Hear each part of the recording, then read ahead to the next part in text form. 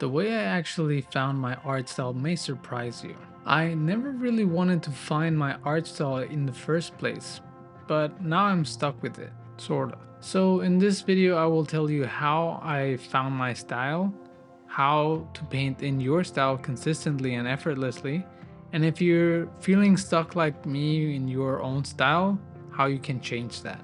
My very first inspiration to paint with watercolors came from Marco Bucci. He has an amazing style, very cartoonish and very playful. The second person I drew inspiration from was Oliver Pyle. He has a mix of very loose but also tight watercolor landscapes. Third but not last is Joseph Zbukvik, which he has a very precise and decisive style that comes out looking very loose.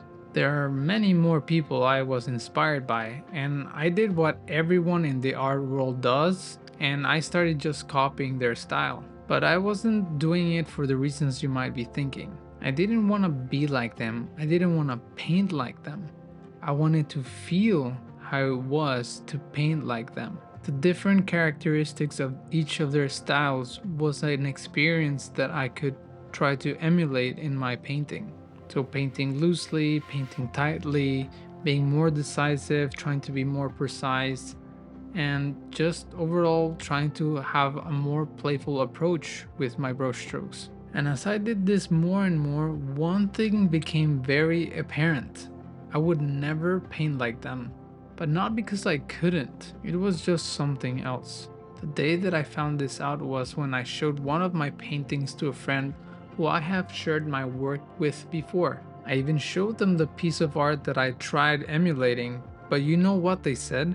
Yeah, that kind of looks like it, but I like your style better. The reason why I would never get to paint like them was because I had quote unquote found my style. The way I found it wasn't because my friend said so.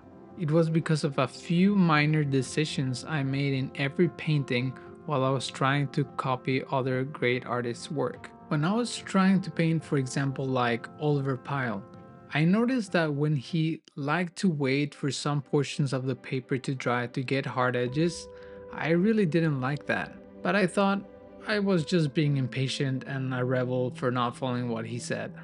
But then I went and found Andy Evenson. He also doesn't like to wait for the paper to dry, so that really appealed to me. However, I still ran into the same problem again. He would say to do something, and I wouldn't want to do it. I had developed all these little preferences on how to apply paint and when, how I wanted to mix color, what colors I wanted to use, etc. That's how I learned what my style was. As we naturally progress from copying other successful artists to copying reference pictures to then maybe painting outdoors, one thing is for sure.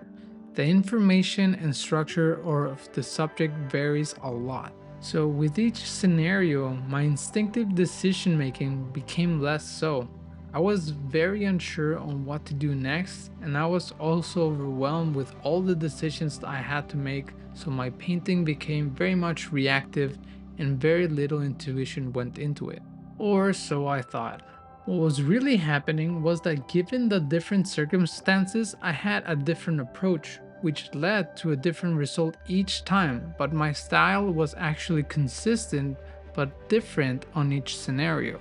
And because these little decisions happen automatically, I didn't even have to force myself to paint in my style. But this only created one big problem: I was stuck in my style. The reason why this is a problem is because of one thing only: that all of this is just happening without me knowing it. I am describing it to you now because it's clear in hindsight, but while I was painting, I actually didn't make that connection. I felt like you feel about your own painting style, that it is inconsistent. However, we can do one thing to fix this problem, and also it helps with if you want to come up with your own style and how to change your style, even though these kind of shape themselves over time, but it's also nice to kind of have the ability to choose. So if the problem is that our style was developed without us knowing or noticing it, The right course of action would be then to just choose our style, right? The truth is that in the beginning, you don't have control over your style, and that is okay. It's really like being a human being.